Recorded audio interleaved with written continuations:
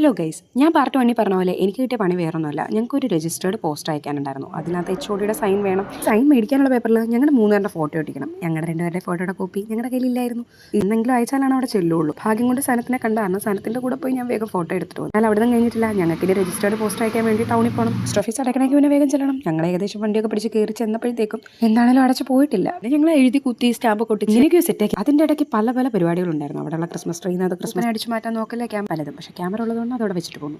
ഒരു വിധത്തിൽ ഞങ്ങൾ പോസ്റ്റൊക്കെ വെച്ചിട്ട് തിരിച്ച് വീട്ടിലേക്ക് പോകണം. തിരിച്ചു പോരാനായിട്ട് ആദ്യം കയറി ബസ്. അത് ഞങ്ങൾക്ക് അബദ്ധം പറ്റിട്ടോ. ഞങ്ങൾക്ക് ബസ് മാറിപ്പോയി. പിന്നെ ചേട്ടന്മാര് വഴിമാറി പോണേക്ക് പിന്നെ ഞങ്ങളെ വഴിയിൽ ഇറക്കി. പിന്നെ ഞങ്ങൾ അടുത്ത ബസ്സിലൊക്കെ കയറി. ഞങ്ങൾക്ക് കുറച്ച് സാധനങ്ങളൊക്കെ മേടിക്കാനുണ്ടായിരുന്നു.